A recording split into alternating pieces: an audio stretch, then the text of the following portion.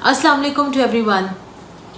ख़ानदानी ज़िंदगी में ख़ूबसूरती दो चीज़ों से आती है, अच्छे इखलाक से और एक दूसरे को माफ़ कर देने से। क्योंकि गलतियां तो सब जगह होती हैं, कोई इंसान ऐसा नहीं है जो गलती ना करे। जब आप मियाँ बीवी होते हैं और घर में बच्चे हैं तो बच्चे भी गलतियां करते हैं, बीवी भी गलती करती है, शौहर भी गलती करता है। लेकिन जब दोनों एक दूसरे को माफ़ नहीं करते और छोटी छोटी बातों की ग्रज बना कर रखते हैं, एक दूसरे को गलती का मार्जिन नहीं देते। देखिए, डिसिप्लिन और उसूल अपनी जगह पर ज़रूरी है, मैं इसकी अहमियत से इनकार नहीं करती। लेकिन जब बात हो रिलेशनशिप की, जब बात हो आपस में मोहब्बत और ताल्लुक़ की, तो वहाँ पर एक दूसरे की छोटी छोटी गलतियों को नज़रअंदाज करना, इंसान होने का मार्जिन देना, अच्छे इखलाक को मेंटेन रखना, वैल्यूज़ के ऊपर काम करना, ये तमाम चीज़ें बहुत इम्पॉर्टेंट हैं।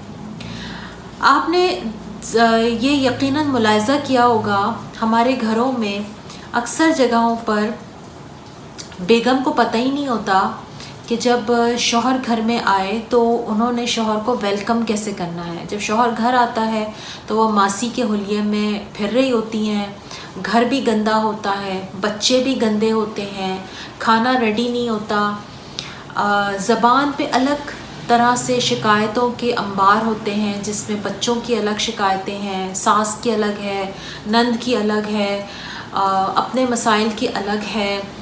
फिर ऐसे माहौल में जब मर्द घर में एंटर होता है तो उसको एक मुस्कुराती हुई बीवी चाहिए, उसको घर का कम से कम इतना माहौल ज़रूर चाहिए कि वो घर में आए तो उसको सुकून का एहसास हो। लेकिन ऐसा नहीं होता तो फिर ऐसे मर्द घरों से बिदकने लगते हैं। आपने ऐसे बहुत सारे केसेस में देखा होगा कि माशी तौर पर लोग बड़े खुशहाल होते हैं, लेकिन वो अपने घर को सिर्फ होटल की तरह इस्तेमाल करते हैं, क्योंकि उनको घर में वो सुकून नहीं मिलता और फिर उनका अपने बीवी बच्चों से वो बॉन्ड नहीं होता। तो वो सिर्फ रात को सोने और खाने के लिए घर में आते हैं और सुबह उठते के साथ ही निकल जाते हैं। जहाँ पर इस किस्म का माहौल हो वहाँ पर घर नहीं होता, बल्कि बस एक सराय खाना बन जाता है, जहाँ पे बस लोग रात गुजारने के लिए और खाना खाने के लिए आते हैं। घर को घर अगर बनाना है तो आपने आला ज़र्फ़ी, हुस्न अखलाक का मुज़ाहरा करना है, एक दूसरे की गलतियों को नज़रअंदाज करना है, एक दूसरे को माफ़ करने की आदत डालनी है, तभी वो घर घर बन सकेगा। हज़रत आयशा रज़ियल्लाहु ताला अन्हा फरमाती हैं कि मेरी ज़िंदगी में एक दिन भी ऐसा नहीं आया कि हुज़ूर सल्लल्लाहु अलैहि वसल्लम घर तशरीफ़ लाएं और उनके चेहरे पर मुस्कुराहट ना हो। आप देखें कितने ख़ूबसूरत अमल है ये। हालांकि आप सल्लल्लाहु अलैहि वसल्लम जैसा इंसान, जिनके सर पे उम्मत मुस्लिमा की एक भारी ज़िम्मेदारी थी, लेकिन वो क्या करते थे कि वो घर आने से पहले मस्जिद में 2 रकात नमाज अदा करते और अपनी तमाम फ़िक्रात और परेशानियां सजदे में आंसुओं के ज़रिए अपने रब के पास उसके आगे बयान करके छोड़ के फिर घर में मुस्कुराते हुए दाखिल होते। हमारे यहाँ मर्द अक्सर घर में ऑफ़िस की टेंशन लेकर दाखिल होते हैं। ऑफ़िस में बॉस से झगड़ा हो गया था, कोलीग से कोई मिसअंडरस्टैंडिंग हो गई थी, किसी बात पे आर्ग्यूमेंट हो गया था, वो तमाम टेंशन्स लेकर वो घर में एक चेहरे पर एक तोप सजा के वो दाखिल होते हैं कि बच्चे भी बिदक जाते हैं कि अब बाप घर में आ गए हैं तो पता नहीं अब घर में क्या होने वाला है। तो मर्दों की भी ज़िम्मेदारी, अगर कुछ और ज़िम्मेदारियाँ औरत की हैं तो मर्दों के भी सेम ज़िम्मेदारियाँ हैं कि वो अपनी तमाम टेंशन्स को घर से बाहर छोड़ कर आएँ, ताकि वो जब घर में दाखिल हों तो मुस्कुराते हुए दाखिल हों और उनका अपने बीवी बच्चों के साथ रिलेशनशिप बॉन्ड ज़बरदस्त बन सके। इसी तरह हज़रत अली फरमाते हैं कि मेरी ज़िंदगी का एक दिन भी ऐसा नहीं है कि जब मैं घर में दाखिल हुआ हूँ तो फ़ातिमा ने मेरा इस्तकबाल मुस्कुरा कर ना किया हो। अब आप देखें, अल्लाह के नबी के घर और उनकी औलाद यानी उनकी प्यारी बेटी के घर का क्या मामलात थे कि हज़रत फ़ातिमा रज़ियल्लाहु ताला अन्हा हज़रत अली रज़ियल्लाहु ताला अन्हु का इस्तकबाल कितने प्यारे और ख़ूबसूरत अंदाज में किया करती थी। وہ جنت کی عورتوں کی سردار، ان کا اسوہ حسنہ، ان کا اخلاق اپنے شوہر کے لیے. کیا آج ایسا اخلاق ہم خواتین نہیں اپنا سکتی؟ کیا ہم وہ دماغ پر جو ہم نے اتنی طرح کی فرسٹریشنز پال رکھی ہیں اور ناشکری کا ایک عملی نمونہ ہم بن گئی ہیں، کیا ہم وہ خواتین اس پیاری خاتون جو ہمارے پیارے نبی کی بیٹی ہیں، کیا ہم ان کا اسوہ حسنہ اپنا کر اپنے گھر کا ماحول اور اپنے ریلیشن شپ کو زبردست بنانے کا موقع نہیں حاصل کر سکتی؟ یقیناً کر سکتی ہیں. ہمیں صرف ایک اویئرنیس لے کر آنی ہے اپنے اندر.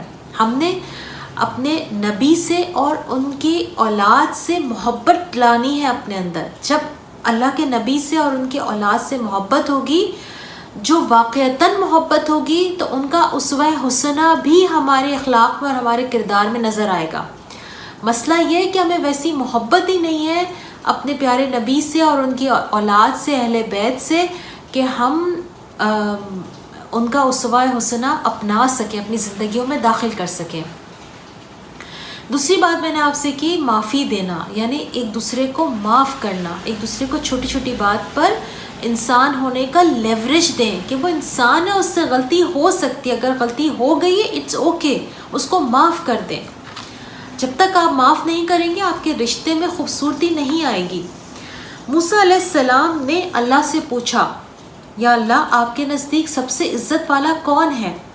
اللہ نے فرمایا، میرے نزدیک عزت والا وہ ہے جو بدلہ لینے کی طاقت رکھتا ہو لیکن پھر بھی معاف کر دے. ہم سب بدلہ لینے کی طاقت رکھتے ہوئے بھی اگر معاف کر دیتے ہیں تو یقین جانیے ہم اللہ کے نزدیک پسندیدہ بندے بن سکتے ہیں. لیکن ہمیں انتقامی جذبوں نے گھیر رکھا ہے.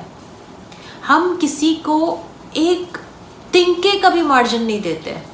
ہم کہتے ہیں اس نے اگر مجھے ایک تھپڑ مارا ہے تو میں اس کو 2 تھپڑ ماروں گا، اگر اس نے مجھے ایک گالی دی ہے تو میں اسے 2 گالیاں دوں گا، کہ یہ میرا حق ہے چونکہ اس نے مجھے گالی دی ہے. تو ہم یہ بات ذہن نشین کر لیں کہ اگر ایک گالی کے بدلے میں آپ 2 گالیاں دے رہے ہیں تو آپ ایکچولی ظالم بن گیا اور وہ مظلوم بن گیا. بقول آپ کے آپ اپنا بدلہ لے رہے ہیں، لیکن بدلہ لینے کے نتیجے میں آپ مظلوم کی کیٹیگری سے نکل کر ظالم کی کیٹیگری میں شامل ہو گئے، کیونکہ اللہ نے تو یہ کہا ہے کہ اتنا ہی بدلہ لو جتنا کہ تم پر زیادتی ہوئی ہے. لیکن ہم چونکہ انسان ہیں، ہم تھوڑا زیادہ کر جاتے ہیں اپنے ایموشنز میں بہہ کر. تو کیوں نہ ہم یہ چیزیں اللہ پہ چھوڑ دیں. آپ ہر چیز ٹھیک نہیں کر سکتے، کچھ چیزوں کو اللہ پہ چھوڑنا سیکھیں کہ یہ کام ہے اللہ میں نے تیرے ذمے کیا، تو کر دے، میرا بدلہ تو لے لے. اور ایک بات میں آپ کے سامنے رکھوں گی، حدیث کا ایک خوبصورت سا حصہ ہے جو مجھے بہت پسند ہے، جو شاید میں بھی اپنے تکلیف کے وقت میں ہمیشہ یاد رکھتی تھی اور اس بات کو دہرایا کرتی تھی، کہ اللہ کے نبی صلی اللہ علیہ وسلم نے فرمایا کہ جو انسان حق میں ہوتے ہوئے اپنا حق چھوڑ دے تو اس کے لیے جنت کے وسط میں اللہ تعالیٰ نے گھر کی بشارت دی ہے. تو کیا ہم یہ حوصلہ رکھتے ہیں کہ ہم حق پہ ہوتے ہوئے بھی اپنا حق چھوڑ دیں؟ نہیں. ہم کہتے ہیں میرا حق، میں، اسی میں اور میرا حق نے آج گھروں کو توڑ دیا ہے. ایک زمانہ تھا جب لوگ بات کرتے تھے ہم کی، ہم جائیں گے، ہم آئیں گے، ہمارا گھر، ہمارے بچے، ہماری صحت، ہمارے گھر کا چین، ہمارے گھر کا سکون. آج لوگ بات کرتے ہیں میں، میری مرضی، میرا می ٹائم، میرا یہ، میرا وہ، میرا کریئر، میرا پروفیشن، میرا یہ، میری خوشی، میرا غم. بہت اچھی بات ہے، وہ اپنا خیال ضرور رکھیں. نہ تو میں می ٹائم کے خلاف ہوں، نہ میں اپنی مرضی کرنے کے خلاف ہوں. لیکن اگر آپ اپنی مرضی میں اس حد تک آگے چلے جاتے ہیں کہ آپ دوسروں کی پرواہ نہیں کرتے تو یاد رکھیے کہ یہاں پر آپ غلط ہیں، یہاں پر آپ کو اپنی اصلاح کی ضرورت ہے.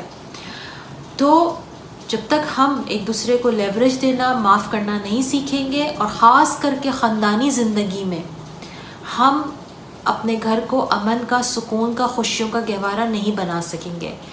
ہمارے تو حکمران بھی جب ایک حکمران جاتا ہے اور دوسرا آتا ہے تو آنے والا پچھلے کی اس قدر لیگ پولنگ کرتا ہے اس قدر اس کے لتے لیتا ہے کہ لگتا ہے کہ وہ اس سے وہ سارے بدلے گن گن کے لیتا ہے جو پچھلے والے نے اپنے وقت میں اس کے ساتھ کیا تھا۔